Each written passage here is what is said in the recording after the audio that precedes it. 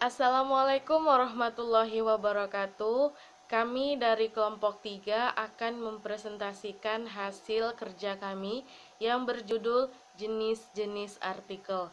Perkenalkan, nama saya Santi Handayani. Saya Muhammad Iksan. Saya Ika Mandasari. Baiklah, yang pertama saya akan menjelaskan tentang definisi artikel. Kata artikel didefinisikan sebagai suatu karangan faktual tentang soal secara lengkap, misalnya seni, budaya, dan pariwisata, yang tentunya akan dimuat di dalam surat kabar, majalah, buletin, dan sebagainya. Dengan memiliki tujuan untuk menyampaikan gagasan dan fakta guna meyakinkan, mendidik, dan menghibur. Sedangkan menurut R. Amak Syarifuddin, dosen Sekolah Tinggi Ilmu Komunikasi Massa atau Stikosa Surabaya, artikel adalah suatu tulisan tentang berbagai soal, nilai politik, sosial, ekonomi budaya, teknologi, olahraga, dan lainnya. Baiklah, selanjutnya akan dijelaskan oleh rekan saya. Jenis-jenis artikel.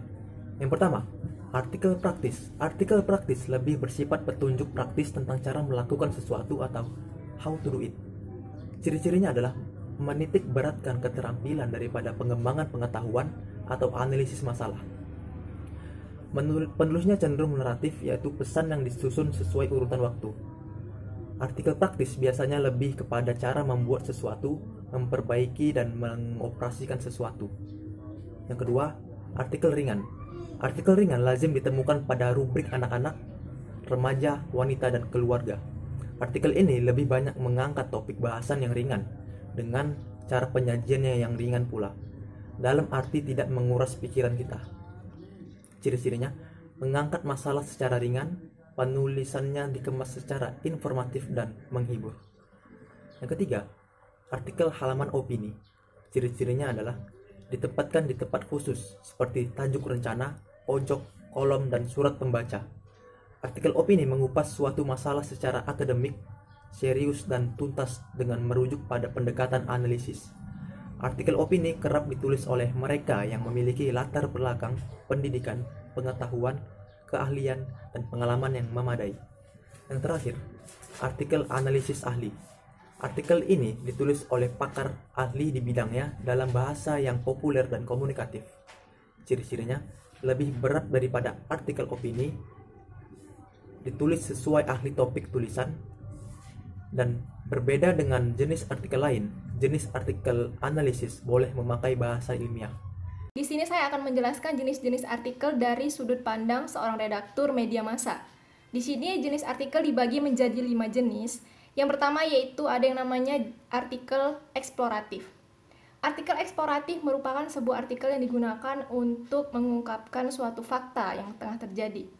Artikel ini cocok digunakan untuk penemuan-penemuan baru, contohnya artikel tentang penelitian.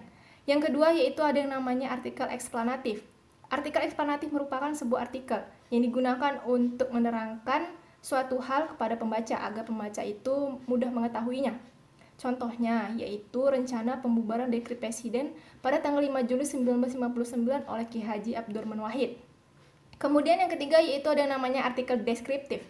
Artikel deskriptif merupakan sebuah artikel yang digunakan untuk menggambarkan suatu kejadian yang tengah terjadi di masyarakat agar masyarakat tahu apa sih kebenarannya gitu kan. Contohnya yaitu peristiwa Semanggi yang terjadi di Jakarta. Kemudian yang keempat yaitu ada yang namanya artikel prediktif. Artikel prediktif merupakan sebuah artikel yang digunakan untuk memprediksi suatu hal. Contohnya, peralihan suku bunga BI ke luar negeri. Seorang pengamat ekonomi memprediksi bahwa jika suku bunga itu dialihkan ke luar negeri, tentu modal yang ada di luar negeri itu lebih banyak daripada di Indonesia.